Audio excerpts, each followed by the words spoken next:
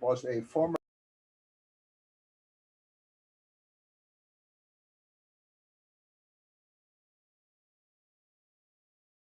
Aloha and good evening, everyone. My name is Jürgen Steinmetz, and I'm joining you from Livestream.travel and eTurbo News here in Honolulu, Hawaii. Uh, Today, we have participants from all over the world. We're celebrating actually the launch of World Tourism Network, what is the continuation of Rebuilding.travel, a discussion group we had since March of this year, right after COVID surprised ITB in Berlin and closed it. We had our first session in ITB because we went to Berlin anyway, and here we are many months later, the end of the year, and we're now ready to structure Rebuilding.travel into an initiative where everyone can have a part of it. We're building global chapters. We want to build this organization from the bottom up, and we have interest groups. And one of the interest groups we have is aviation. And aviation is led by Vijay Ponusamy. He is joining us today, and he's leading actually this discussion tonight.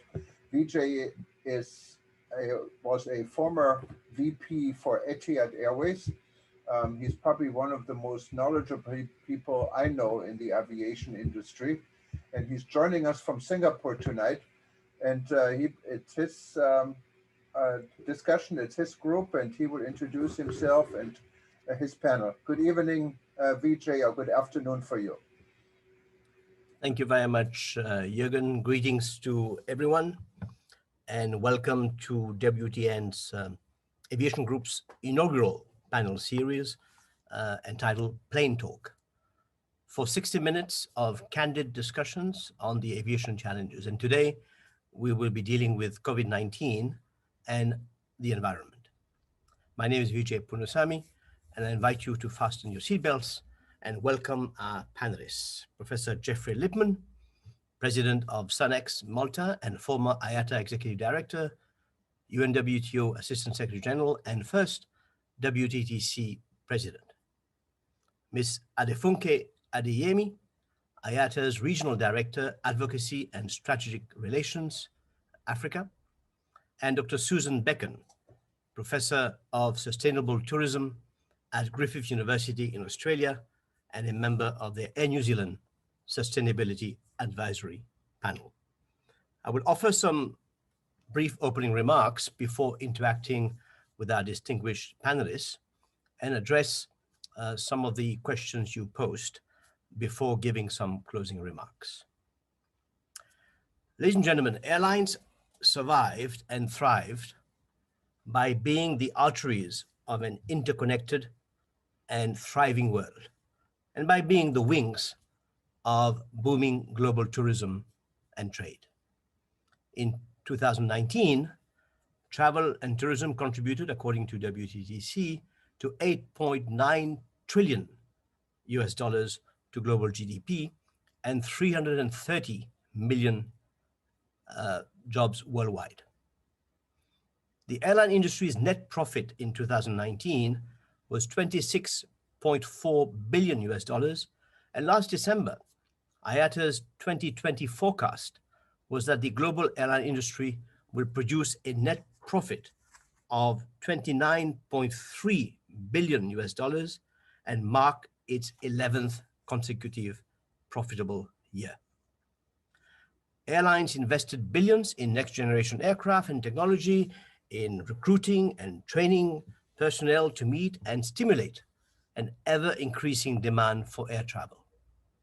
Sky was not the limit, as long-term projections predicted a doubling in air travel over the next 2 decades. Then came COVID-19. WTTC estimates that by the end of this year, more than 174 million travel and tourism jobs will be lost globally, and global GDP would lose more than $4.7 trillion from travel and tourism. Now, governments have so far supported the airlines with $173 billion, but IATA expects airlines to have debts in excess of $651 billion and lost $118.5 billion US by the end of this year. Now, air cargo continues to do well because it is driven by need. Air passengers who need to travel, for example, to return home, for medical or family emergencies, for unavoidable business and pilgrimage, will do so as soon as they are able to. However, and this will be perhaps my first challenge to my panelists, even though it is safe to fly when airlines enforce updated health protocols, being on an aircraft is only a part of the journey. And I believe that the ongoing painful human and economic losses, the unpredictability of COVID-19 and its various waves, the risk of being infected or being in contact with someone who is, the tests and quarantines at both ends of a flight, the risk associated with a positive COVID test and treatment in a foreign country, the risk of a lockdown at either ends of a flight, the length of a flight, and the enhanced climate change awareness will impact people's desire and ability to indulge in discretionary air travel. Now, work-related travel will also be impacted for a long time because businesses continue to suffer, budgets everywhere are being slashed, and people, like all of us on this call, are embracing the convenience and new opportunities of the cost-effective virtual tools. Is it therefore fair, and this is my first question to Funke, to say that the biggest hurdles in stimulating international air traffic continue to be border closures and quarantines?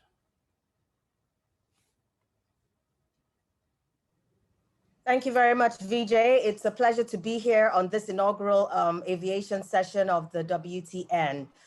It's a great question, Vijay, and really goes to the heart of the matter. Before the COVID-19 crisis, aviation carried 4.5 billion people around the world. That's half of the world's population. So in a manner of speaking, you could call aviation a form of mass transportation. It's basically like taking a bus. And then all of a sudden the pandemic came and it really deconnected the world in a way that we haven't seen, I think, since aviation came on stream in commercial quantities. So this really had a significant far-reaching impact in so many different ways. And I think we're now at the point where we're at a crux and at a pivotal point where we need to consider the balance of saving lives and the livelihoods of those lives. And that's really, I think, what is really happening at the moment. And certainly that's at the forefront of the consideration in Africa, led by the African Union and many of the institutions. But to the question specifically, for sure, this issue of border opening, following on from the border closures resulting from the pandemic is absolutely fundamental. At the crux of this crisis, passenger numbers were down to 96%, meaning that there was hardly any flying going on. The only silver lining was the fact that cargo was moving, particularly moving PPEs and medicines around the world. And that was really important. And we were able to move, I think, about 46,000 tons of those kinds of much needed essential equipment around the world to really help countries fight the pandemic. We were also able to move about 5.4 million people in terms of repatriation, people needing to get back home and to their families, etc., and to their home countries where they live. But beyond that, nothing else was happening. And this really had such a deep impact on GDP and aviation and travel and tourism's contribution to global GDP. You've given the numbers, but just to highlight to the participants that all of these parameters halved. In fact, in most cases, they went below half. So the contribution of GDP of aviation, particularly of 3.5 million, went down to 1.7 trillion, went down to 1.7 trillion. The impact in terms of the losses on jobs, 46 million. So reopening borders is absolutely critical. Now, we understand the concerns from a public health perspective of governments in terms of confidence to reopen their borders, to ensure that aviation is not a vector to create or lead to the transmission of COVID-19 across international borders, as well as the issue of passenger confidence. As you said, people really think twice now about whether to take a trip. But here's the thing. Since this COVID-19, aviation, as is typical for our industry, have been quite proactive in looking at how best we can address this issue of confidence and to really take responsibility to make sure that the industry is not a spreader, a super spreader of this disease. The first things that we did were we started to proactively look at how we could assess the end-to-end journey of a passenger and their cargo, and how to make sure that that journey was as safe as possible. And we looked at everything from the pre-flight, even from before you left your house. So how could you mitigate, contact with unnecessary contact from that process, all the way to when you get either through transit or when you arrive at your destination to borders and customs. That's the first thing. So we looked at this sort of biosecurity measures, which was a layered approach, and really looked at, to ensure physical distancing, to ensure, the right public health safety precautions were being taken, and to ensure that all of the touch points along the passenger journey were addressing the issues they needed to properly. The second issue, and this was all done, as IATA guidance, but also under the umbrella of ICAO, the International Civil Aviation Organization, that really worked with all of the industry to come up with these measures. The second thing was that we also looked inward. That process of getting on the flight, what happens to a passenger in flight? And we worked with the aircraft manufacturers. We worked with, some research institutions, universities, and so on, really looking at what happens here, and discovered something quite interesting, that the cabin environment of an aircraft is actually safer than most enclosed spaces, even safer than a theater where someone is having open heart surgery. Now, of course, it doesn't mean that it's a total zero risk environment, but that's not the point of getting people moving left and right. There's no zero risk with COVID until an effective vaccine has been proven to work. There's no zero risk, but the point is to mitigate the risk as much as possible. So we looked at that element. And then the third was, we said, how can we use a risk-based approach to ensure that governments can open their borders to each other? So opening up travel corridors and opening up travel bubbles, looking at the risk of each country. So in a sense, if there's already community spread, and we know already from the research we've done that the risk of transmission from international travel, especially if the travel process is a safe process, then you can open your borders internationally. But we're seeing governments, a lot of governments are trying to take a zero risk approach, which is not helpful. So I just want to wrap up now with a few key points. We believe that testing, systematic testing prior to departure, is a great alternative to imposing quarantines or maintaining border closures. And the reason is that testing has been proven to at least showcase what are the who are the people who can go into the different streams. Whether you are positive, if you test positive before departure, you just don't get on that plane. So you mitigate the risk of being a spreader through that journey. If you don't, then you're home free. You go to your destination without the need to be quarantined, because you've gone through this process within that safe environment. Not just using the testing, but also the multi-layered approach we're talking about. And so it's absolutely fundamental that we're able to reopen borders on this basis. Some of the borders that have critical mass in the world in terms of aviation travel, North America, Europe, and to some extent Asia, have not yet opened their borders because of trying to take the zero risk approach. But there really is no zero risk, as I mentioned. COVID is still here. And while we have good news about the vaccine, it's really important for us to have this. And so it's a momentous time in our history, but it's going to take about 12 to 14 months until we see the efficacy. And of course, until we get global distribution to many destinations. And so in the meantime, testing is important and it's critical as a means to open borders. And we'd like to encourage and urge governments to really embrace this approach. Thank you. Thank you very much, Funke. Very, very clear, very articulate, very compelling arguments you're making there. And let's try to debate them now. Jeffrey, you want to respond, comment, address any of the points which Funke so ably articulated just now? And I'll ask Susan to do the same in a minute.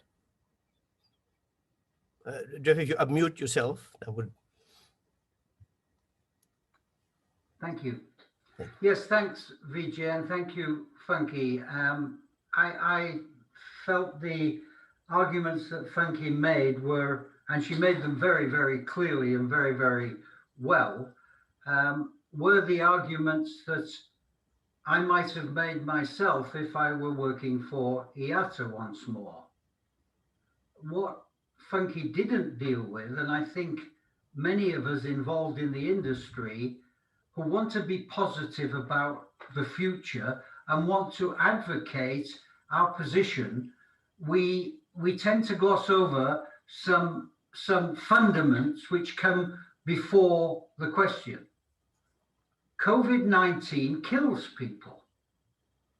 It doesn't just affect GDP, it could kill any one of us on this call. The opening and closure of borders is one of a mechanism that governments have put into place to deal with a global pandemic, a public health crisis in every country. And I'm not any expert on this, but we know, and you touched on it yourself, Vijay, this is a highly infectious virus. I sat on the UN Interagency Committee when I was in the UNWTO, when we dealt with avian flu. And all the agencies had a nominated contact point, and I was the contact point for UNWTO. And this has made me understand a little bit how complicated it is to get control of a new virus, and one where the medical profession, the best medical people in the world, the best, are actually uncertain as to how the virus will be contained and how it might mutate and how it might pass. And in those circumstances, as human beings, not as aviation or tourism advocates, we have to believe, I think, that precaution is the best course of action. And if precaution involves closing borders, because as you yourself said, Vijay, our industry is a vector for this disease. We are a potential super spreader. And yes, the interior of an aircraft may be very, very sterile. I think I prefer to have open heart surgery in a hospital myself, Funke, than on a 747 somewhere. But that being on one side, I think we have to step out of our skins as a first point.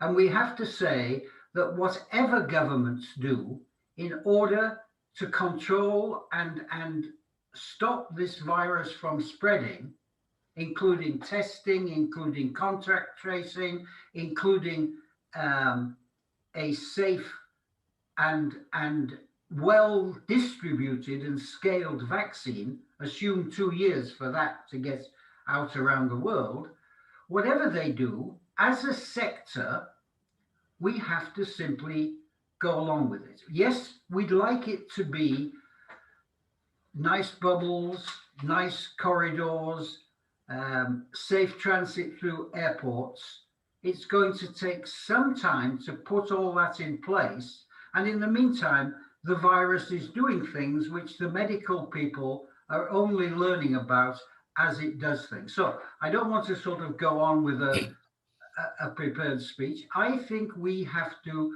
do what the health authorities tell us, and we have to hunker down and accept that for the next 2 to 3 years, it's like having a conversation at the beginning of the 1939-1945 war and getting some people together who say, it's going to be great when we can go out again in the evenings and go to restaurants and not go into bunkers because the bombs are dropping.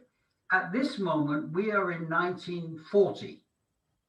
And there's another 4 or 5 years of that war. And people didn't like it. And GDP dropped and jobs dropped. And industry sectors like aviation had to readjust and go back into a sort of basic operation and do all those things that Funke talked about. Work with ICAO, plan mechanisms for safe passage, make sure that all the messaging is right. But the point is, the virus is the issue. We have to control it. Otherwise, you, VJ, or Funke, or me, could be dead because we go to the wrong place at the wrong time. Thanks, Jeffrey. Susan, you want to add anything on this? Yeah, I might. I mean, it's a great discussion, and I'm just sort of sitting here wondering. I mean, it depends on the perspective you take and what we're trying to save. Is it the aviation industry? Is it lives? Is it countries' economies? Is it a long-term future for travel? So it depends a little bit. And I might just briefly share a few thoughts from New Zealand, because we are probably one of those countries. I mean, we've locked the borders, and so has Australia.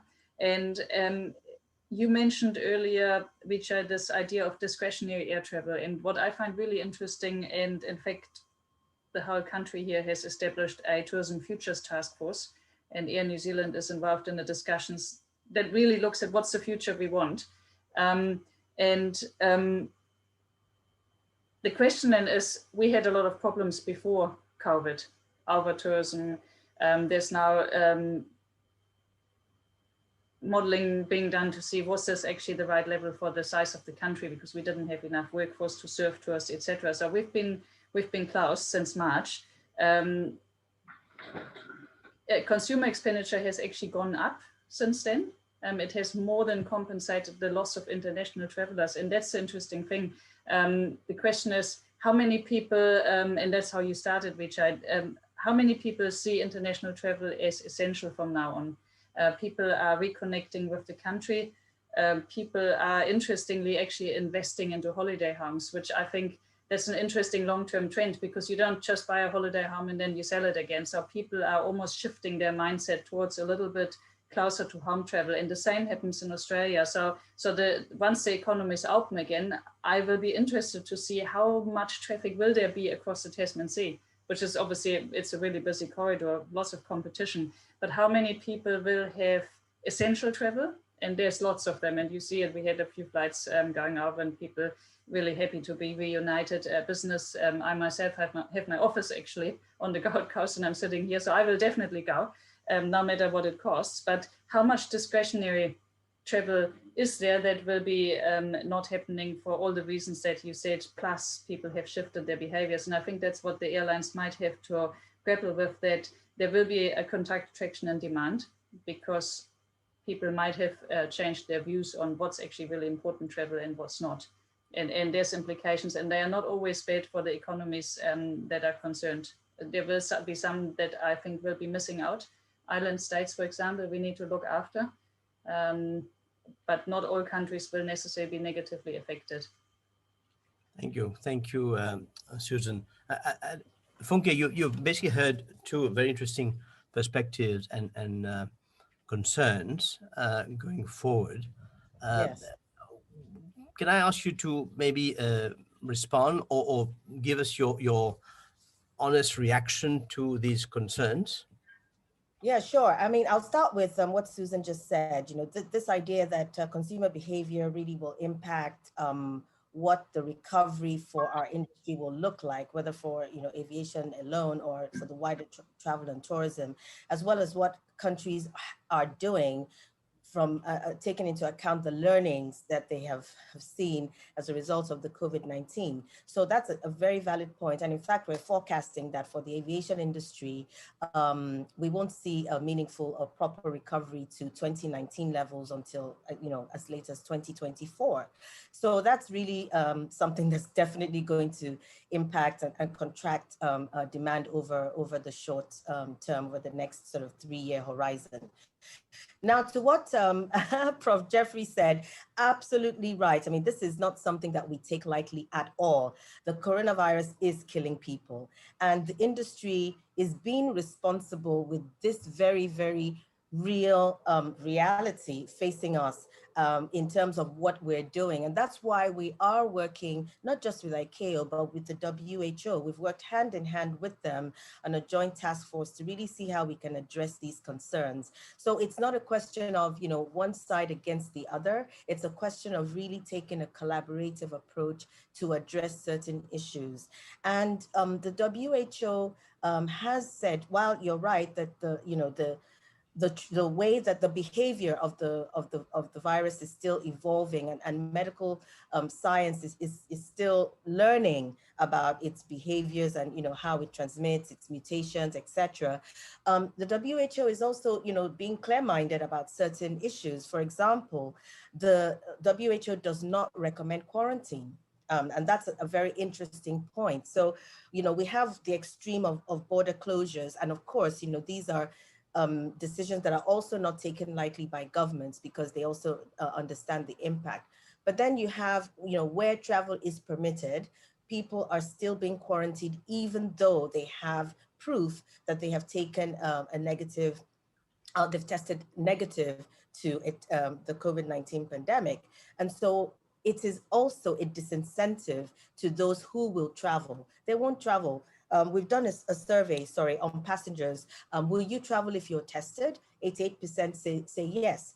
Will you travel if you're likely to be quarantined on the other side? As high as 80% say no. So a quarantine, if you've been tested, is another disincentive to travel. And that's the area that we're really trying to address here, that if you are open, first of all, you can open if you really look at the risk and calculate it based on what you think is best for your people and your country, then open up based on testing, contact tracing, and so on, and all of the other multi-layered measures. And if you do open up and you do test before departure, then don't quarantine on the other side, because you just simply will not get the people coming. Unless I'm going home, I'm not going to go to any place where I have to isolate or quarantine for 7 days or 14 days. There just simply would be no reason to. So that's really what we're trying to address here. And we're also trying to use, not just to ensure that there is a trusted framework that is really the forefront of the center of this issue. One of the reasons why governments are closing their borders to other countries is, well, there is a trust issue, and we've got to be frank here. Do we trust the tests that are coming from country X? Do we trust the results that are coming from country Y? But if you have a trusted framework under an established, body, a credible body, industry body that has been used by governments over the years, then that could be a meaningful way of addressing these particular issues. Now, the final point, just to wrap up, again, speaking to the point that was made by the prof, by Jeffrey, is that the balance, my personal view, and I guess our view in IATA and across a large part of the industry, is that striking and finding a balance between saving lives and saving livelihoods is really a way forward. And I want to use the African example. I mentioned earlier that African Union is taking this approach, saving lives and livelihoods. And we're working together again with WHO, with the African CDC, and the wider industry, ICAO, IATA, UNWTO, and so on. So it's a real stakeholder coalition that's looking at this issue and saying, look, many of our countries are dying off.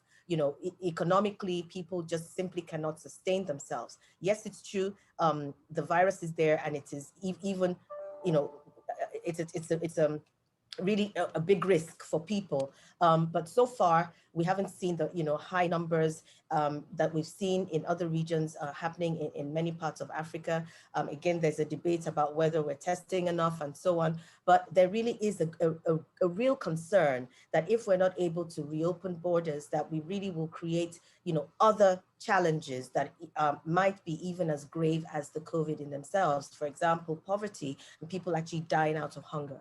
So yeah, I think I'll pause there. Thanks. Thanks, Funke. If I were to press you, see the issue, and I think the underlying message from both Jeffrey and Suzanne were about the need to understand governments' need to protect, if you want, their communities, and testing, as you point out, is one of the ways you recommend before people travel in. But if you look at then your rejection of quarantines, I was intrigued. On 2nd of December, IATA issued a press release which basically called on Europeans and UK governments to immediately abolish passenger quarantines on the basis of an EASA and European Centre of Disease Prevention and Control rejection of transmission of using quarantines. But it was only in the context where transmission of the virus is already widespread. It's not a kind of a fitting all the scenarios. But if you look at, I'm based in Singapore, like yesterday, Singapore had 0 locally transmitted cases, but it had 12 imported cases, 2 of whom were symptomatic, 10 were asymptomatic. And all those 12 were placed in isolation upon arrival. So you can imagine why and how governments are concerned and using, in a way, these protections of isolation and quarantines to try to protect their population from further infection. And I think the other question you posed just now, and I think it's an interesting one, it's a very interesting, almost moral debate as to balancing economic impact and infection impact, so to speak. It's whether you protect wealth or well-being, jobs or health.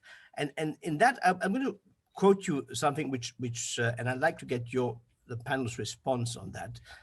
If I can just find this quote. Yes, because see, in the context of today, especially we're dealing with the pandemic, and even more so in the new normal, where skepticism is at its height, I think trust, you must agree, Funke, is a key to building confidence, and that public and private international organizations involved in travel and tourism must demonstrate their trustworthiness and not their vested interests.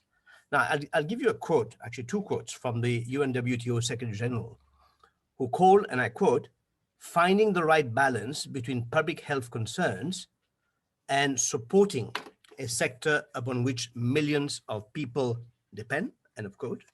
And a further statement, and I quote, that governments have a duty to put the health of their citizens first. However, they also have the responsibility to protect businesses and livelihoods. For too long and in too many places, the emphasis has overly focused on the former, and we are now paying the price, end of quote. How do you react to this kind of statements, Jeffrey? Well, I'm really glad you reframed the question and put it in those terms. I hadn't seen Zurab's quote, but I think it is indicative and understandable of a mindset which is there to support the sector. And that's just a good thing and a necessary thing. But in my view, and maybe it's because I'm one step removed at the moment, I come down on the side of the precautionary approach. if you assume that your alternatives between health and the economy, to put it in those terms, is in a line, I have a start which is very close to the health position. Make sure that people are not going to die, and even more so, that people are not going to inadvertently kill other people because they're carrying the disease in ways that, you know, you said it's asymptomatic. You don't know that you're carrying it, but you've got it and you've been tested, but the test doesn't show for a certain while. Governments have to primarily protect against that. That's their responsibility. Yes, they have to be concerned about sectors of the economy, every sector, but the principal concern for most governments is the health of their citizens. Quarantines, which is where you started this discussion, is a blunt instrument, but it's something that governments can do quickly, and it demonstrates also to the citizens the seriousness of the situation. So I'm not surprised when governments put quarantines in. I'm not surprised when industry bodies ask for quarantines to be eliminated. And I don't think it's a question of getting the right balance. I think you have to keep moving this needle away from the health only from a precautionary view when you're certain that the actions of any sector are not going to make the health situation worse. And you said that a key to the position, you shifted into the position of the trust of the organizations. I think there's another element in all of this, and it's the trust of the public, of the system. When Funke said we had all these alphabet organizations together, so we had all the stakeholders, but you didn't. You had the group of stakeholders who are directly interested. You did not have consumer or NGO or any of those people who might have raised the difficult question. You had people who all wanted the same thing. I've been part of the organization of that in IATA, very much in IATA. The whole IATA-ICAO relationship was built up in my days. I was responsible for that development. So I understand it. But in this current situation, and particularly when you can turn on your computer or your television set and you can see what's happening everywhere, I think you have to go beyond what you've defined as trust. I think people are looking for three things. I jotted them down. The first and overriding thing is safety. That's the most important. And I think in those circumstances, whether you're quarantining or whether you're having corridors or bubbles, safety has to be paramount. The second thing is, and here is a big issue that's coming up, is simplicity. If you have to travel between 3 countries and you need 3 different health certificates, and they can change the conditions whilst you're on your journey, that's going to drive people bonkers. And the last one is certainty. You don't want to be in a situation where you travel to another country and maybe you don't have quarantine when you get to that country. You find that when you go home, you have to have quarantine at home. So I think, I don't have a magic solution to what I've just defined. I think, but we didn't have a magic solution in 1940 to another 5 years of war. We're in for a tough time whilst we're juggling all these dynamics around and getting it to work, a bit like trying to get the multilateral system together, Funke, in IATA, when you're dealing with dozens of bilaterals. This is going to be a complex situation. And yes, hopefully the vaccine will make a big difference. But we also have to take the hype out of the vaccine, the Donald Trump bullshit out of the vaccine. We getting the vaccine to a situation where all of the population who might travel have had some sort of certainty in their control of the infection, that's going to take quite a long time. And I think the industry is going to be, except for those people who are carrying the vaccine around, FedEx and UPS, if they're your members, Funke, they're going to do okay next year. Okay, thanks, Jeffrey. Funke, can I ask you to make maybe a quick 1 or 2 minute takeaways from this discussion, and then we'll move Sure. straight into the environmental section of our discussion. Please go ahead. Sure. I mean, this is a very interesting debate, and I think it's one that can be polarizing, but also I think that if it's addressed in a holistic manner, really can bring a lot of issues together. I think the one thing I want to say is that while we're having this discussion, I'd like us to just put on the table that it's not either or. All of these things we're saying, it should not be binary. And we're at the moment, I feel like we're having quite binary positions on these issues. The situation is that for every country, for every region, things are different. I've mentioned to you already in Africa that Corona is killing less people than hunger is. That's something that is a reality on a day-to-day basis for millions of the 1.3 billion people in Africa. So this is something that governments are looking at and really considering and addressing how best to look at the situation.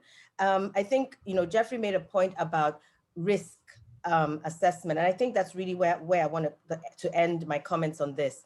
If we're having a zero risk conversation, I understand totally. Keep borders closed, keep everyone at home, and let's just make sure that even one person doesn't get Corona. Totally understood. And it's a very hard decision for governments to make. The people who are making these decisions is very, very hard. In my country, I'm close to the presidential task force that's working on this. It's literally a balancing, very, very delicate balancing act that they go through every week. What is the status? What can we do? Can we increase the number of flights in? Can we increase the number of passengers in? Yes, we can here. No, we cannot there. That's really literally how it is on almost a daily, weekly basis. However, this conversation cannot be a zero risk conversation because there is no zero risk with Corona until we have proven the efficacy of the vaccine. I'm sure many of us on the call took vaccines as young children. I remember taking, as a young child, the yellow fever vaccine. Until today, I can travel to many countries in Africa with my yellow fever card that's renewed on a regular basis because I have been vaccinated. That makes it easy for me to go to travel around because I am immune to that particular disease. Today, there's no immunity against coronavirus. We haven't yet tested the efficacy. And so with that in mind, and that only, there is no zero risk. Thank you. Thank you, Funke. And I think we all agree here. I think no government and nobody on this panel also is advocating a zero risk approach, whether dealing with airline aviation security, safety, or COVID management. I think it's all a question of whether the risks are sufficiently and adequately mitigated in the light of the known science and the known spread of a fast changing virus. And I think definitely we do not envy governments who have to make those tough decisions moving forward in terms of how do they best protect their population against unwanted risks going forward. But let me now turn to the environment in the 15, 20 minutes we have left. Now, before COVID, we all know aviation was one of the fastest growing sources of greenhouse gas emissions. The EU even noting that if global aviation was a country, it would rank in the top 10 for greenhouse gas emissions. Now with COVID and the mass grounding of aircraft, CO2 emissions from aviation reduced, according to Global Carbon Project, by up to 60%. Now at the IATA AGM last month, airlines reiterated the industry's commitment to carbon neutral growth from the start of 2021, with ICAO's carbon offsetting and reduction scheme for international aviation, CORSIA, to cut net emissions to half 2005 5 levels by 2050 and to explore pathways to zero net emissions by 2060-65. Now, IATA adopted CORSIA in 2016 to complement a broader basket of measures to achieve global aspirational goal of carbon neutral growth from 2020 onwards. Now, interesting to note that the participation of CORSIA, of course, is voluntary in the pilot and the first phase, which is from 2021 to 2026, whilst the second phase from 2027 to 2035 applies to all member states except the exempted ones. The exempted ones are either states whose individual share of international aviation activities in RTKs, revenue ton kilometers, in year 2018 is below 0.5% of total RTKs, and states that are not part of the list of states that account for 90% of total RTKs when sorted from the highest to the lowest amount of individual RTKs. Also excluded are least developed countries, small island developing states, landlocked developing countries, regardless of their share of aviation RTKs. Now, airlines were to use international flight emissions for 2019 and 2020 to create the baseline to show the excesses which would be offset as from 2021 to achieve this carbon neutral growth. But in July, ICAO decided to remove the unexpectedly low 2020 figures and rely solely on the much higher 2019 emissions data. Now, many green aviation groups have criticized offsetting as a means for companies to shirk their environmental responsibilities, essentially paying their way to continue business as usual and avoid any meaningful action on net emissions reductions. Greenpeace said, and I quote, "This whole strategy is a flight of fancy. Carbon offsetting is simply an excuse to carry on with business as usual, whilst shifting the responsibility to cut emissions to someone else, somewhere else, and some other time. It's greenwash, pure and simple, and ministers should be wary of lending it any credibility," end of quote. Susan, will the pre-COVID CORSIA and the aviation sector, and here not talking only about the airlines, the whole aviation sector, manufacturers, fuel suppliers, airlines, be able to withstand the enhanced environmental challenges? Yeah, thank you, Vijay. And look, I mean, the good thing about CORSIA was that it did bring all the airlines or countries to the table to say, okay, we've got to address climate change as an industry. So that's the good one.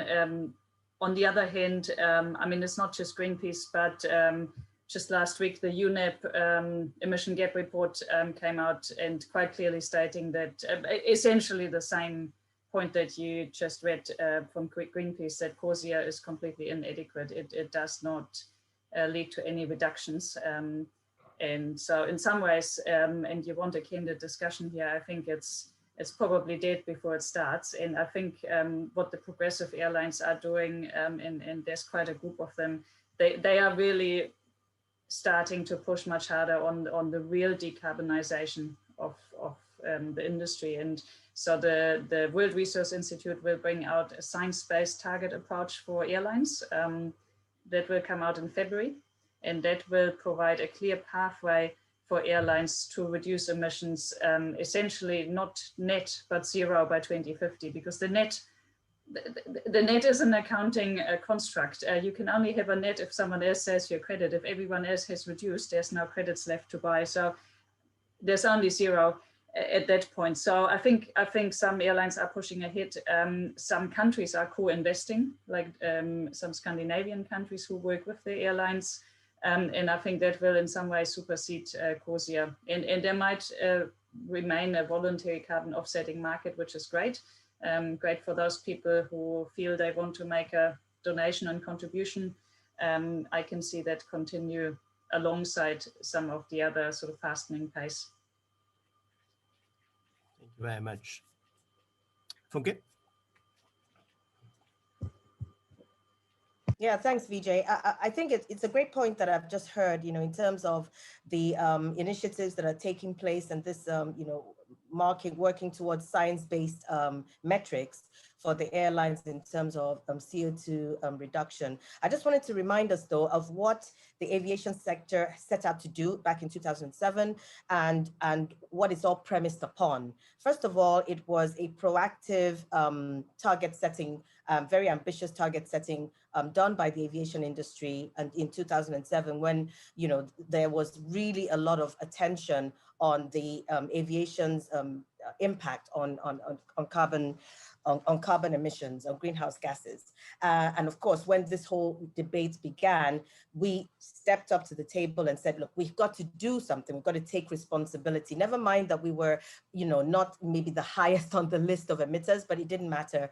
We took responsibility. So what I want to remind us of is that there's 4 or 5 pillars that we're working towards. The CORSIA is the market-based measure that is supposed to be a way of, closing the gap outside of all of the giant strides that have already been made with technology, with operations, more efficient operations, with infrastructure, with sustainable aviation fuels in some cases, and so on. So there's already been quite a lot of progress that has been made. For example, fuel efficiency, one of the targets that you articulated earlier, we had set ourselves to, a target of 1.5%, and we're already doing much better than that as an industry. I think we're about 2.3% at the moment. Similarly, on technology, the aircraft manufacturers, all of the suppliers, everyone stepping up to the table and really making their own inroads and their own contribution,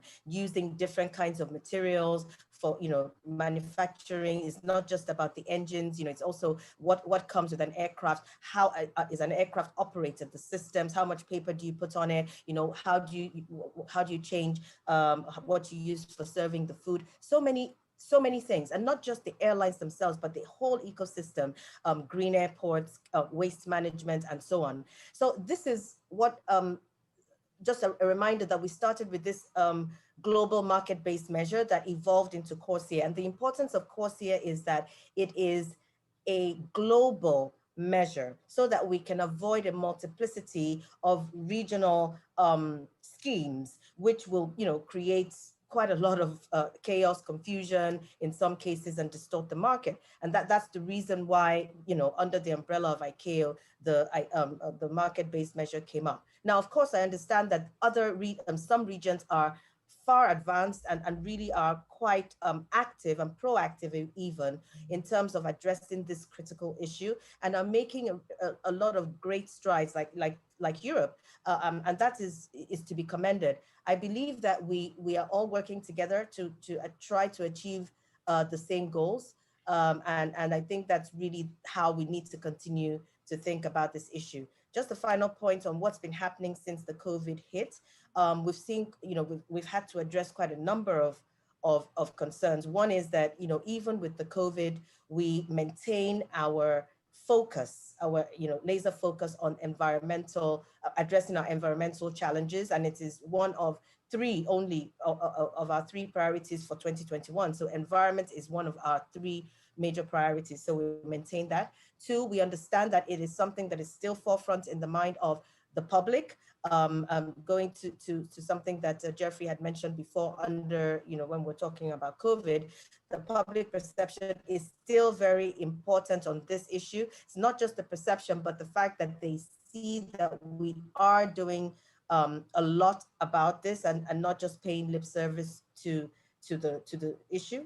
And the third is that some of the things that have arisen as a result of the COVID, for example, cabin waste from masks and other PPEs that are having to be worn, how we're managing that, single-use plastics on flights, and so on. And the final point is that our key focus in terms of the pathway to achieving the zero net emissions that was mentioned by Susan by 2050 is really to aggressively target initiatives and really to move the needle on sustainable aviation fuel and on technology, particularly radical technologies.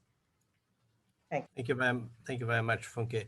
Jeffrey, can I ask you to respond or share your thoughts but actually try to do it in 3 minutes. Wow. Yes, a very quick one. First of all, when I was in IATA and responsible for the, amongst other things, for the regional activities, I wish I had had Funky there working for me, because you make a very good case. The challenge, and I think I don't want to appear to be too adversarial, because I'm a big fan of IATA, big fan of the aviation system, but the ambition is Neanderthal. I repeat, Neanderthal. In 2005, Giovanni Bisignani created an advocacy system of 4 pillars. And they're the things you referred to, of which market-based mechanisms, technology, and they were very well defined. They were based on a work that Kevin Dobby did with McKinsey before that, just to talk about all of this. It was a strategy. And the strategy was, let's get out there ahead of the game. Let's get an ambition which is accepted by the whole of the group. And let's put that into the international framework, which is our protection, which is ICAO. And then you put somebody on every ICAO delegation, and then ICAO comes out with its own solution. Vijay, you were the chairman of the first big ICAO air transport conference. So and I was working with IATA doing exactly that. And IATA did this magnificently in the case of environment. They created ATAG, and ATAG produces brilliant papers, again, pulls all of the community together, puts out very good studies. But whilst IATA has been advocating for 10 years for an ambition which is half of 2005 pollution levels by 2050, the rest of the world's moved on. Whilst IATA has been working in ICAO outside of the Paris Agreement framework, President Xi of China says we're going to be zero carbon by 2060. The European Union says we're going to cut our ambition, our emissions by 55% by 2030. And I think what's necessary now is for IATA, and it has a new director general, be a great thing for him to do, to come in and say we've upped our ambitions. Airbus have announced that in 2035, they will be producing 3 variants of a no carbon aircraft. And sure as hell, between now and 2035, you can be sure that Boeing and Embraer and everybody else will be coming out with their variants of the same thing. So my message in this last 3 minutes, it's one, Vijay, I gave to the Arab Air Carriers President's Assembly in 2015 when I gave an address to them, and in the ICAO address that I gave, the Qatar lecture that I gave last year. The airline should get on board with the rest of the international community and declare a 2050 zero carbon ambition. And yes, we know the challenges of sustainable aviation fuel. We know the challenges of being able to operate in many, many different regimes, but have a valid ambition and then work towards it. It changes the dynamics and it changes the mindset. Thank you very much, Jeffrey. I think it's a very interesting note, but I think my takeaway from this discussion here is that we really, the aviation sector needs to update its climate commitments because what was agreed to before COVID must be aligned to this new normal and recognize that there are increasing calls out there to move beyond net zero to regenerate. So the world is moving on, and I would agree with Jeffrey there that actually, as friends of the aviation sector, we would wish that sector to actually revisit its commitments and effectively try to align it with the new expectations out there. So there you have it, ladies and gentlemen. I promise you a 1 hour discussion. I hope you had the benefits of all these incredible insights of people who are very passionate about our sector, who are very articulate, very enthusiastic, and I know you would want to continue engaging with them, and we wish them well as they actually take these ideas across. And I would like, on your behalf, to thank Funke, Suzanne, and Jeffrey, and all of you for having joined in. The key message I would like to leave you with is that the travel and tourism stakeholders cannot and must not act recklessly in this COVID world, or simply wait and hope for a return to the pre-COVID world. We must wake up to the fact that the new normal requires new mindsets to find new solutions.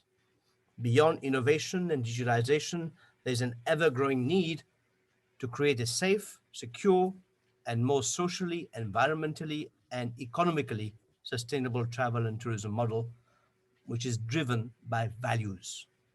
Nobody knows how all this will play out, but we must all do our trustworthy best to rebuild confidence in the safety, security, predictability, and positive community value of travel and tourism. Thank you very much, and over to you, Jeffrey.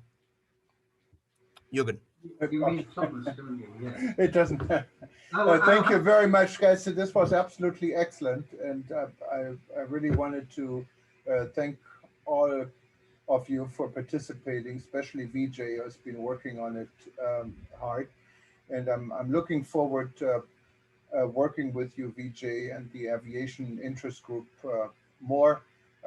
We're ready, and I think our members and our supporters and our viewers are very interested in being part of it, and at least to follow the development.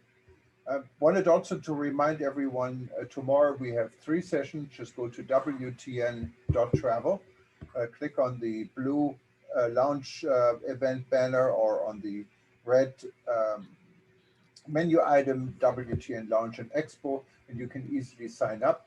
If you're not a member yet of World Tourism Network, just go to wtn.travel, click on join wtn.travel, and we would be happy to add your profile to our list of now a little bit more than 1,000 members worldwide.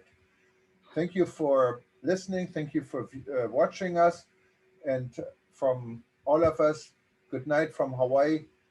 Good morning to you, or good afternoon, wherever you are, and aloha. Bye-bye.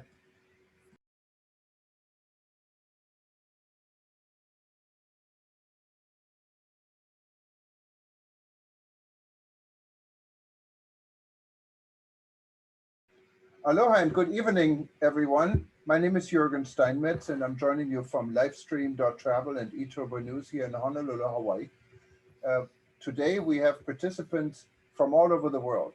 We're celebrating actually the launch of World Tourism Network, what is the continuation of Rebuilding.travel, a discussion group we had since March of this year, right after COVID surprised ITB in Berlin and closed it.